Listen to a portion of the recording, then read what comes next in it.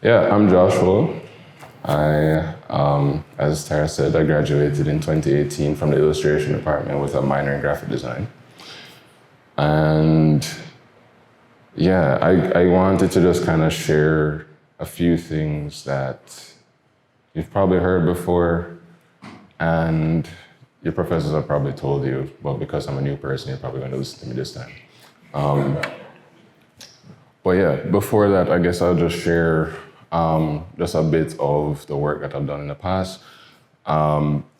Since 2018, I started a business called SolasInk. It is what I would describe as an art agency. Reason why I do say that is because I work with a network of people to, problem solve, and that type of thing, or creatively problem solve. And we serve three main sectors of the creative industry, including branding and graphic design for businesses. We do album artwork and other marketing assets for musicians, music videos, lyric videos, that type of thing. And then we also do public art, so we paint murals, and we've done a couple in Grand Rapids, a couple in Jamaica, and hopefully we can do some more elsewhere. Yeah, let me just kind of, rather than pull all of these things that are already in Instagram, I'm just going to show you my Instagram because it's how I show my work anyways. So I guess, let me get to, yeah, so I'll just kind of fast forward into, landing in Jamaica. This was one of the first murals that we did. It's to honor a legacy artist named Toots Hibbert. He was the leader of the Toots and the Maytals. He passed away last year due to COVID, he passed away that year due to COVID complications. But yeah, so the mural was in honor of him. And these kinds of works just kind of come from, using your network. People reach out, people see your work, that type of thing. The other reason why I'm showing you on my Instagram, because this is literally how I get work. Like, if Instagram was charging a commission per job, I would owe them a lot of money. Yeah, we've done a few other ones. Bob Marley, which is in one of the touristy areas. Yeah, and also I would say too that, like, when I got back to Jamaica, it was during a time of, into a really interesting time. There was this very big kind of mural boom. There are a couple of companies or organizations, both public and private sector, that are commissioning artists to kind of revamp downtown and other things. So it's a kind of attractive thing to do. And that's one of the things too, like, you want to, like, kind of understand the climate that you're in. Yeah. Some animation work. It's a lyric video for an artist named Ayotosh. He's known more as a producer. And then in his recording artist career, this is one of his first tracks, and we got to, put something cool together for him. Yeah, came back to Grand Rapids to work with the Diatribe, which is an organization, it's a community organization dedicated to uplifting minorities. This is part of the 49507 project out on Madison there, the Boost Mobile. Yeah, this, some more mural things. I've shown work here at Muse, that type of thing. It's a mural of Lee Scratch Perry. I'm just gonna zip through these things because, it's a fun one. So we were commissioned to restore the coat of arms out at the National Stadium in Jamaica. This is just kind of some of the process things. Yeah, so it went from this to this. It's just a mural that's kind of been up for a very long time. Got a lot of sun damage. I think the last restoration project wasn't done very well, so we got to, spruce it up because it was Jamaica's 60th years or 60th year of independence. Yeah, and just some more things. We got to work with Universal Music Group on one of their digital campaigns for Black History Month earlier this year. So very, simple things for Instagram, Zoom backgrounds, that type of thing. And as you can probably see as well, I do a lot of text-based work as, one of the things I learned from the graphic design department. Jason, big up yourself. If you're using, if you're going to use type that is handwritten, might as well just write it yourself. So that's what I've been doing now, Yeah, so that's the kind of vibes. But yeah, enough. Oh, fun thing. One of the bigger projects that we've done this year is this festival called the Lost in Time Festival, and we're able to design the look and feel for it. What's fun about this too, that's my handwriting as well, that's the logo. I've learned that, it's really good to really have your own personality come through in your work, even if it's client work. Yeah, wait. And then you can just see other assets like Instagram templates, that type of thing, stage visuals. Yeah, it was a fun time. Billboard ads, type of thing. And as you can see, when presenting your Instagram, I'll come off of this in a sec, but when presenting your work, it's good to just present things as a case study. I think that's something that's easy for people to digest and know what to come to you for. Yeah. Anyways, back to the presentation. Yeah, so this is just a list of things that I think I kind of have observed and kind of lived by at this point in time in my career. So I started out by just kind of, excuse my French, but it's kind of my whole phase during my career, where you just kind of say yes to everything.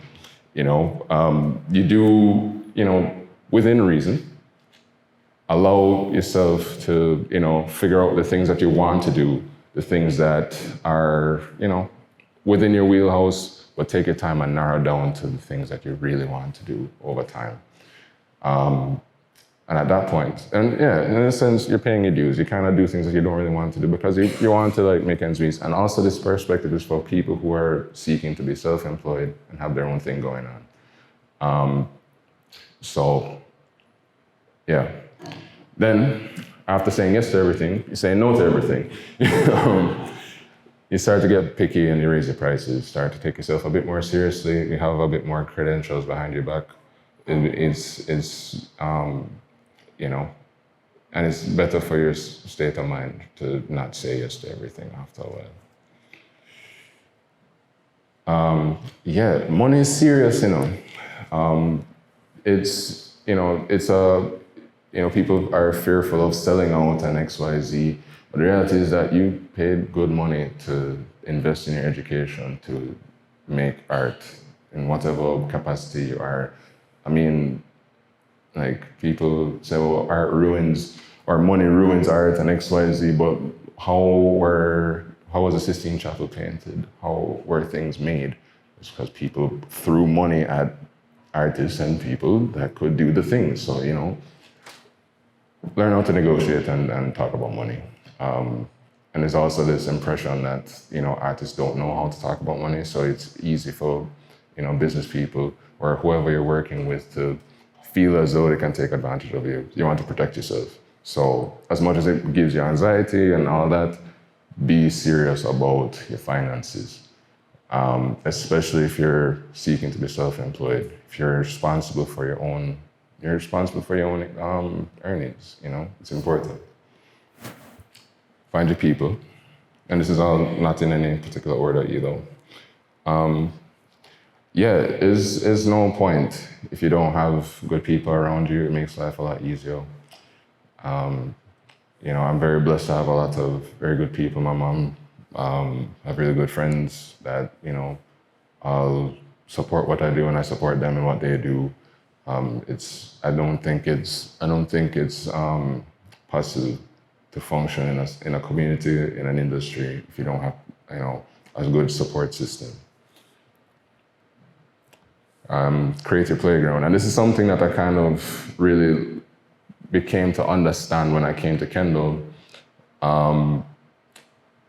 You really want to build a space for yourself.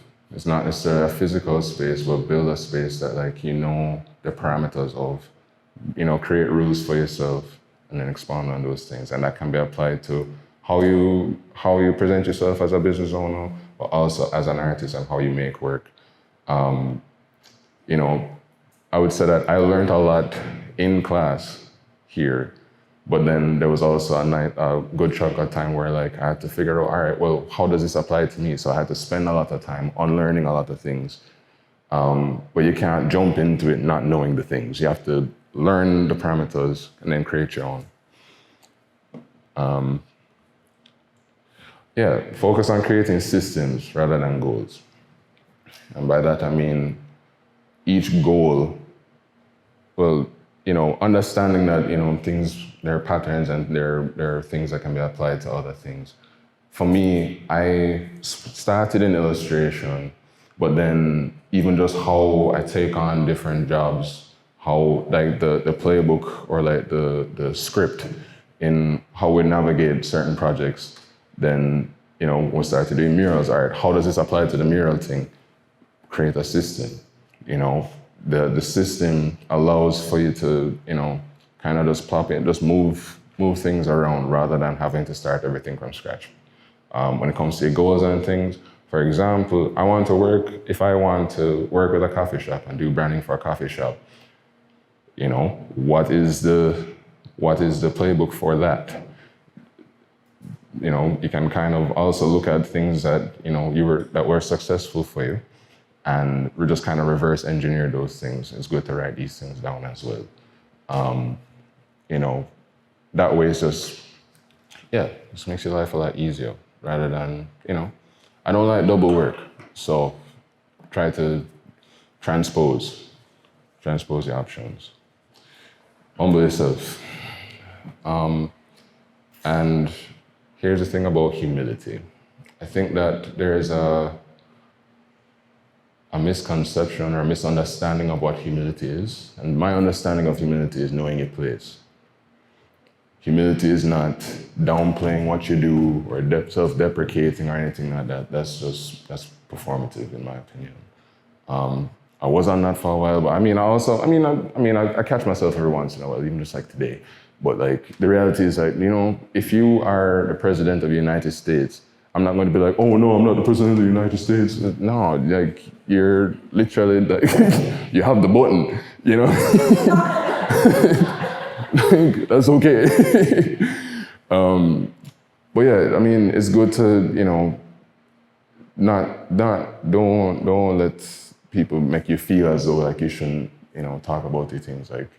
For me, no one has to remind me that I'm a good artist. I know I'm amazing. I'm a great artist, But I'm also not gonna be like, oh, I'm the greatest artist on the planet. No. I'm good at what I do, and I'm very proud of that, Don't feel as though you can't say that aloud, And the thing is that a lot of people are not. So they're not saying these things aloud, and that's what makes you stand out. And that's what, people are attracted to. People are attracted to people who know what they're doing and are confident in what they do. And if you're not confident in what you do, why would I hire you? So it's kind of bear that in mind. This quote here: "It's important to draw wisdom from many different places. If you take from only one place, it becomes rigid and stale." Anybody know where this is from? No? Yeah. Yeah. So, take inspiration from various places. Yeah, as I said, the universe is random, but it also is built upon patterns. And you can learn from so many things and apply those principles to other things. For me, and especially in my art practice, I've also learned how, aside from the commercial things, when I make work for fine art purposes, I guess. I see so many life lessons in the process. So even the idea of having a broad horizon and narrowing it down, that was something I learned from painting. Just kind of have a general idea. Don't pinpoint the specific thing, and just narrow it down as time goes by. But chances are you get to something with a bit more substance than forcing, a single thing. Yeah. And on that point, I don't believe that life happens to you. You may be affected, but no one's out to get you. And another metaphor that I kind of share all the time is this, if you're under a mango tree and a mango hits you in the head, the mango wasn't trying to hit you in the head, you just happened to be on the mango as it was falling. If you weren't there, it would fall in the exact same place. You know what I mean? So, and that was something that kind of helped me get out of this kind of like self-victimization type of thing, or like feel like, oh boy, like not working out for me and that type of thing. No, listen, life is beautiful, even when it's not that great right now. Life is long but short at the same time. But yeah, just, take it on the chin and move on. That's all you have to do. And on this point, when it comes to business, emotions will make you lose a lot of money. So don't let your emotions get in the way of business. Don't take anything personally. How people act in business is not even real, fam. Listen, how people act during business is just to cover their own interests. That's all it is. You have yours, they have theirs. For example, when people are negotiating, you think your client is going to start at the highest amount of money that they have? Nah, they're trying to maintain a good balance of their resources, and so are you. So you're going to go on the taller end. But yeah, it's a dance, negotiation. It's an interesting dance. It's not something that like I really understood starting out, but it's something that you have to do and you have to get used to. And it's something you have to do confidently. And that same thing, like if you're about it things, be about it things. No one's going to be more about it than you. Yeah, prove them wrong. Them is not a person. Back to that same point about life doesn't happen to you.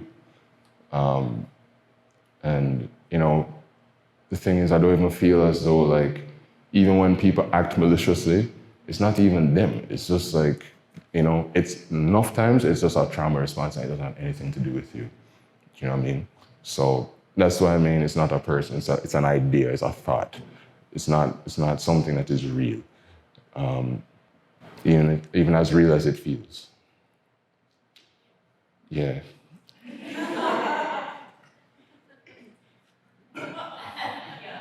Yeah. I don't think I need to say much on these. This is actually something I got from Patty. Where's Patty? Hi. Yeah. She, when I was leaving or about to leave, I was kind of just like, I was finding a struggle in just like making work consistently. And Patty said like, hey, just commit to making one piece a month. I don't necessarily do that all the time, but it kind of helped me understand like having a practice means practicing, It means making work on a regular basis. It means like when you have downtime, just put something together. Don't feel too pressured like, oh, I need a 5-hour chunk of time and it's going to be dedicated to painting. It's like, no, just when you have the time, make the thing. You don't have the time, just, go about your business. Yeah, another thing about that too is like, a lot of the times, I tell you, fam, like, even when I have client work, sometimes I have to stop doing the client work, even no matter what the deadline is, I have to paint. And the reason why is that's for my mental health, and that helps me make good work. If I don't do that, sometimes I end up making trash and I have to send it to somebody, and there's no point. So, commit to the things that, bring you joy. Commit to the things that will edify your practice and your career. Prioritize those things. Within reason, again, if you have a deadline and, if you get in the bags, don't jeopardize the bag. Find your why.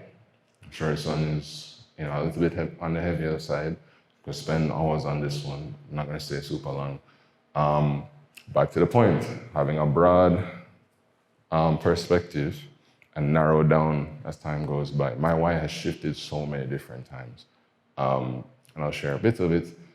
I trust that I have something of value to contribute to society, and I'm very blessed that this thing is art and design, and I'm committed to, helping society in that regard. If I can, make even more impact and change, by all means, but this is what I got right now. I can draw, I'm channeling that to bettering society and, make people feel good. Life is good, you know what I mean? Ask for help. Yeah, well, those mouths don't get fed. No matter what the situation is, ask for help. If you feel like you're getting overwhelmed, and call it early, think about it. You don't go use the bathroom, or if you're gonna pee yourself. Don't wait till you're on the brink to run to the bathroom. Go early. So call it call it early. If you need help, call it early. And my thing, that's really the foundation of my business as well. Whereas we're able to do a wide range of things, but as much as I do animation, my animation experience is very limited in comparison to somebody who went to school for it or has qualifications. So call the animation friend. The job needs 100 exports for Instagram and flyers and that type of thing. Call your design friend that knows how to format files. You have 60 by 10 feet of wall to paint. Call your painter friends, and it's a great excuse to just give your friends money, it's a great time. So don't take for granted how much help you have, and really think about it. And sometimes when I'm about to do something and I think, boy, I only can do this by myself, XYZ, but I sit down and think about, wait, I have people I can call on for certain things. Don't really take into consideration your human resource as an individual as well. It's extremely important. It's how you're able to scale.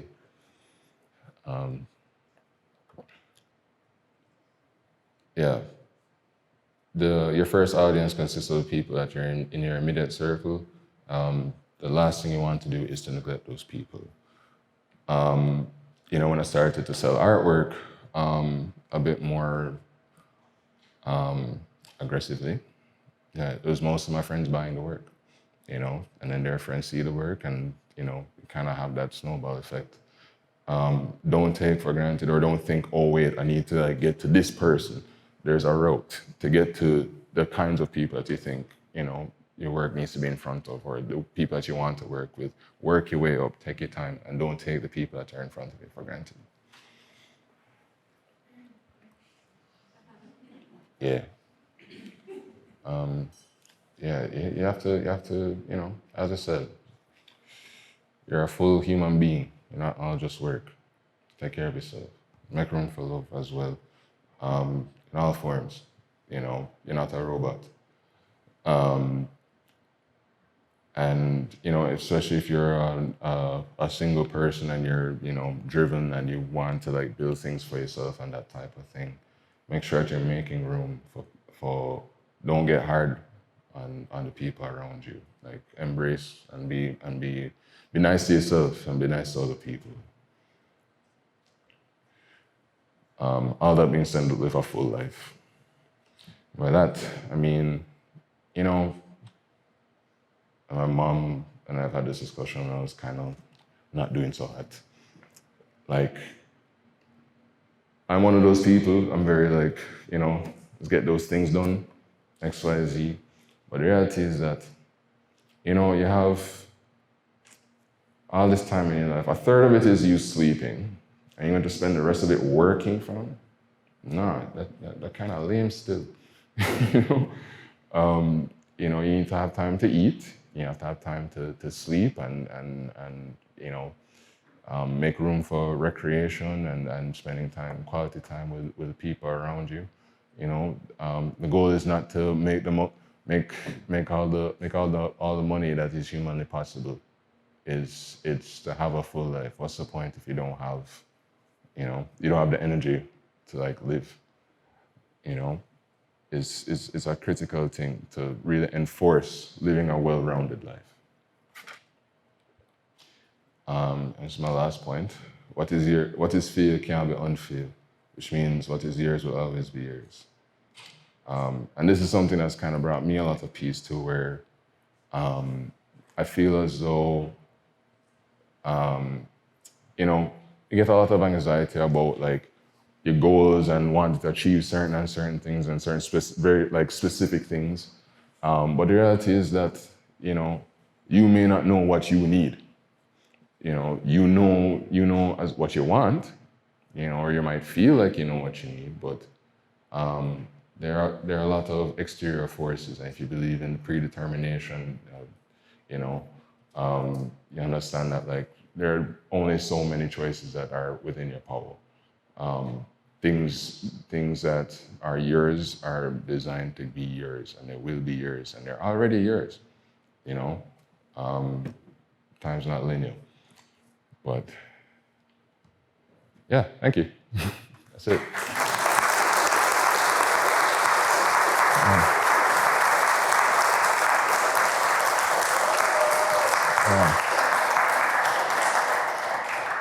Josh, can you ask some questions? Sure. Do you have any questions to start? Okay, yeah. I'm sure. So I love to talk about money in art and design sectors. And I took some notes. So, you talked about negotiating and finding what works for you, but how did you get to this point? I mean, there's very little transparency in terms of finances. Everyone charges something different. So, and I know it's been a long process since you've been in school to where you are now, but have there been any specific people or things that you've learned along the way that have allowed you to really like figure out your worth and set those prices and learn how to negotiate well? YouTube. So I don't know if you guys watch The Future. It's THEFUTUR, no E. That's a really great point of reference for creatives. They're graphic design heavy, or their main thing is graphic design. But it's something that I think can apply to many sectors of the creative industry. As far as like pricing and negotiating, just ask around, people who are in the field and charging what, just kind of ask questions. What's a ballpark thing, or what's a range of price that you do? People tend to be apprehensive to talk about money, and the reality is that like you have to have those conversations. If it makes you uncomfortable, maybe you shouldn't be making money.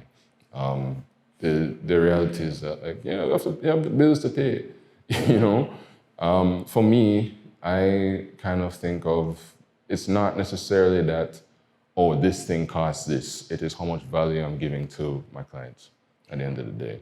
So, not necessarily that I'm going to like slide a scale at an arbitrary scale, even though it's kind of arbitrary. But, think about it like things like how much reach is this thing going to get? What return are they seeking to have from this thing? Start modest and work your way up. That's what I would share. But yeah, always just ask around. Ask as many people as possible and just kind of average out what you think is reasonable. And if the client goes in, and understand what you're willing to take. how much value you put on this thing. If, for example, you have a quick commission and it's $500, and the client says, "Oh, I only have $250." Also, understand value to not be fully financial as well. If it's a company that you really want to work with, for example, and they have some cool stuff, what is the equivalent of that $250 in your mind? Those are things to kind of bear in mind as well as you kind of go forward. Value isn't always just the money. It's not something to take offense to either. It's business. But yeah. And if you need help with pricing anything, you can literally just email me. Yeah. Mm-hmm. Hi, Joshua. I have a question. When did you figure out you weren't afraid of heights?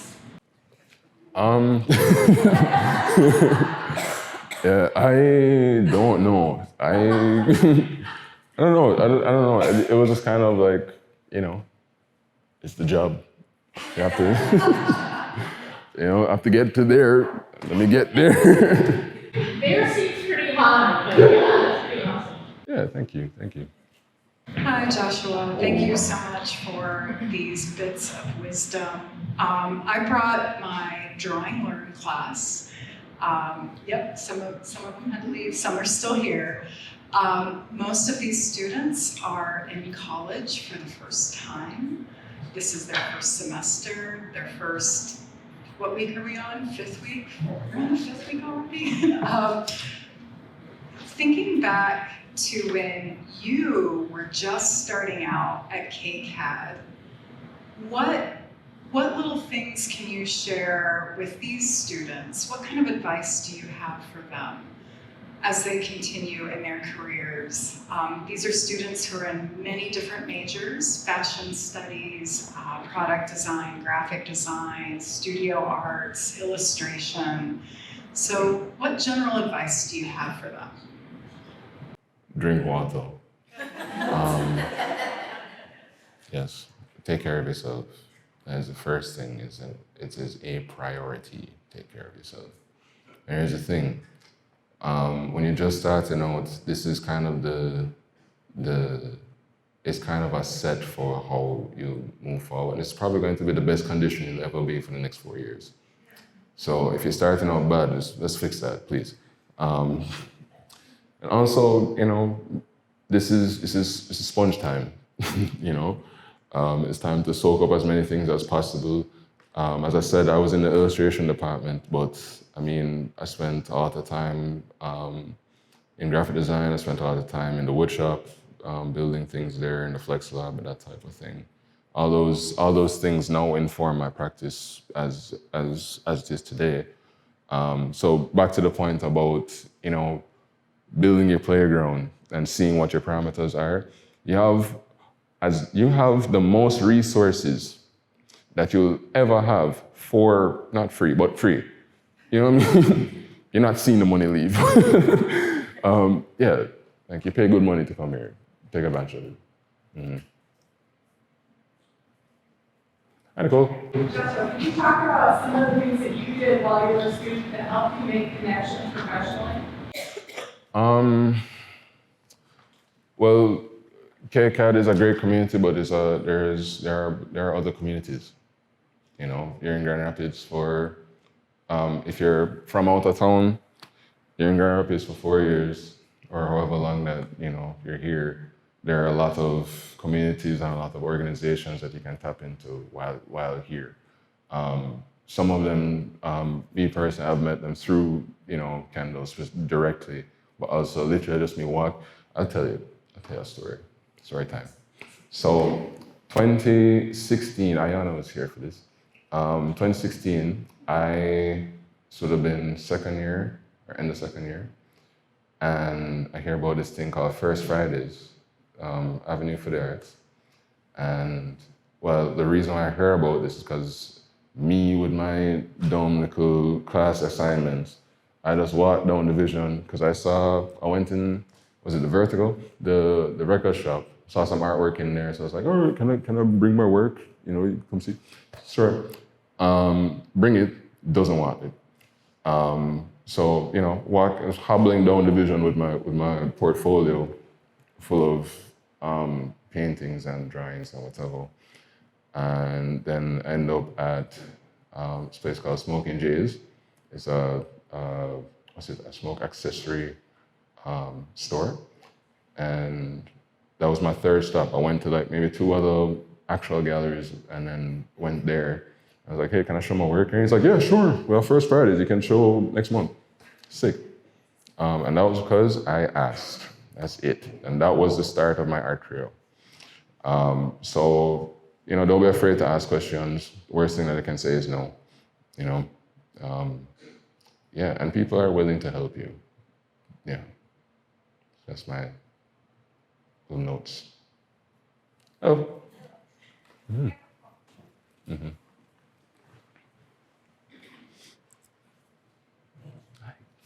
I have a question about your work itself. When we're looking at the Instagram, your color palette is very limited. You seem to work with the same ones. Is that part of your style? And have people asked you to branch out and do, you know, a different look or a different color palette, and would you use it? Yeah. So I feel as though, you know, as a you know, there's so much to explore with each color specifically, you know, and as much as, you know, it might be even boresome to like look through these things, or like there's so many ways to like explore these colors and explore what they can say and do. Right now I'm not making as much work in that kind of yellow palette per se, but it still kind of pops up in the work every once in a while. When it comes to client work, you know, part of that saying no to everything, it helps people come to you for what you do, you know. So I'm very blessed that now the kinds of work that I take on are things that is not too far out of my wheelhouse. They're things that, you know, they trust, okay, they saw this thing and they want something like that. And chances are you get 5 more projects like that after you share it. But yeah, I mean, and the thing is, but as a designer, you want to understand the assignment and make work that is honest, but also you know, meets the criteria of the client. So I mean, this is the fun stuff that I get to do. I do have works that like, you know, use different colors or have a different approach, but they're usually within the same wheelhouse just because of, you know, tailoring back what the market is, you know. And Nancy? Yeah. Are you making sure you add enough red? What's that? Are you making sure you add enough red? Oh, yes. Is John still here? Where? Oh, well, listen, red is, yeah, you have to make sure there's enough red. Yeah. Well, I guess I could show you. There's the red. I guess some of like the illustrations that I've been kind of doing, those are quick ones. I have a lot more red too, you know. Exhibit A. Yeah. Yeah, it was really hot one day. So, yeah. Yeah, any other questions? Can I ask you a question? Of course.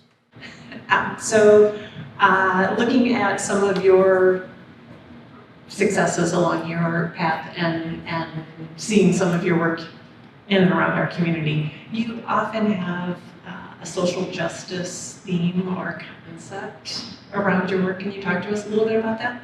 Yeah, sure. It's actually an interesting subject because I kind of started out, even before I even got to Kendall, I felt like every piece I needed to make had to say something or help somebody or, you know, whatever. And I feel as though leading with that kind of leaves room for dishonesty. So in my practice now, I've kind of revisited how I get to those kinds of themes. And it's kind of like, if I want to make honest work, I'm just going to speak to what is around me. I'm going to make work that is You know, I don't need to always have something to say. You know, I really believe that an effective practice or an effective way to go about making work is trying to make it almost as natural as breathing. You know, if it's as default as just like literally inhaling and exhaling just to keep yourself alive, I feel like you can't go wrong. So now it's kind of a point of I can make those comments, but they come kind of after the fact. You know, they come. It's like switching in a different order. So it's the same thing, broad and narrow down. So even though my approach has shifted, the work still have some form of social commentary because it is an observation of people, and that took a while to really like click. That was the better way to approach things because, as I said, you go straight for it. Sometimes you know, who is it for? You know, is it to like shake people up? Is it to help you? Who's it for? So you know, really assess that in how you make your work, and you know, hopefully it comes out as honest as possible. I'm going to give you a shout out because I think others could learn from this interaction, and this has happened multiple times with you and I, because I came out to see the mural when it was in process for Project 49507, and then saw one of your shows at Muse, and you did the same thing. You let me absorb and interact, and then I asked you, to tell me about it, and you turned it around and said, what do you see in this? And it validated your concept both times, but both times you turned it around, and I was really hungry to see. I had my own interpretation and the story. Sometimes I was, mostly there, and you filled in. But both instances that I'm thinking about, you turned that around and said, "Why don't you spend some more time and tell me what you think?" And I'm going to encourage those of you who might be uncomfortable talking about your work. Not that I think you're uncomfortable talking about your work. But that's a way to have a dialogue and not necessarily be the sage on the stage when you're talking about your work. And that's something that as you were talking, I was like, this is what I'm remembering about interacting with Joshua and his work. Yeah, the thing is, yeah, I mean, you make work because you want other people to interact with it as well. And what's the point if you're just, spewing things and people don't get it? I think like art is a bunch of inside jokes that nobody gets. And that's why it's so deep, It's like, it's pretty straightforward. Like, I mean, just like look at like any painting ever. It's like making reference to something else. Like, it's a historical, even like historical paintings, they're making reference to things that actually happened. You think it's beautiful and great or whatever, and chances are you feel like, it's lofty and whatever just because you don't have as much background knowledge on it. And I feel as though like, I don't know, that leaves room for dishonesty too. Like, I don't feel like I'm particularly deep. I just feel like, the points of reference are kind of encoded a bit more than, thing. But yeah, I feel, yeah, it's good to, well, I also think I take a lot of impartiality with my work as well. I learned that, as much as it comes from me, I'm not the one, I don't know, I feel like I'm just kind of a puppet here. I just kind of make the thing, and then I get to be a spectator too. I don't think my opinion of it is the end all be all, yeah, well, I'll have a valid point to make about anything ever. So, yeah. Builds the curiosity. And it's a continual learning experience. Well, Nicole, you have more? Just one more question. I'm just wondering if you could get the students who are interested in doing the type of work that you do, which is really, you're freelancing, but a little bit bigger than that, essentially is what I'm hearing.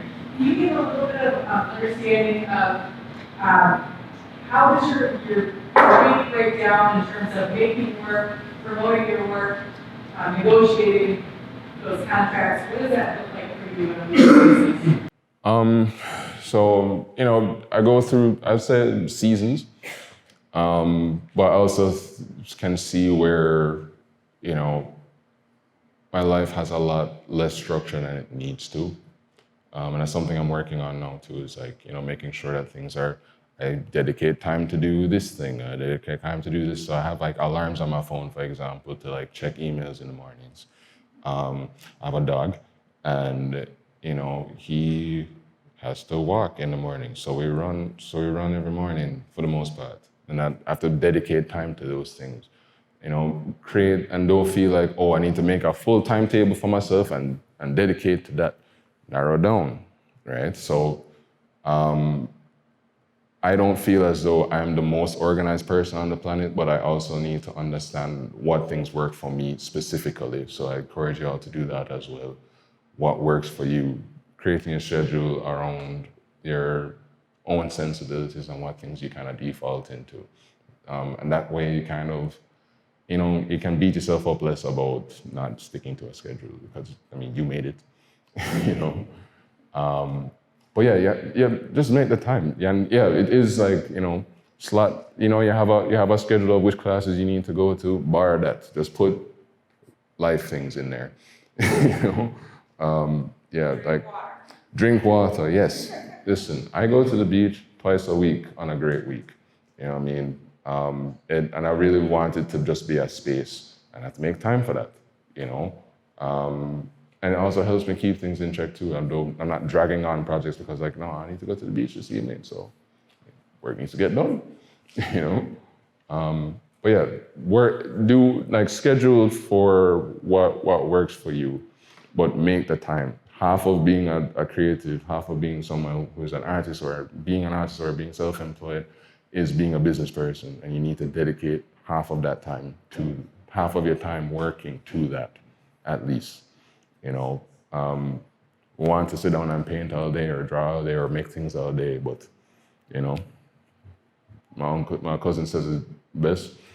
Money is either there or it's not there. It's not kind of there. It's like you either have it or you don't. So, you know, try have it. Well, thank you very much. We are KCAD proud of your success, and we're honored that we had the opportunity to share some time with you. I will let everybody know that lunch did arrive, so make sure you take it as you go on to the next part of your day. Thank you very much.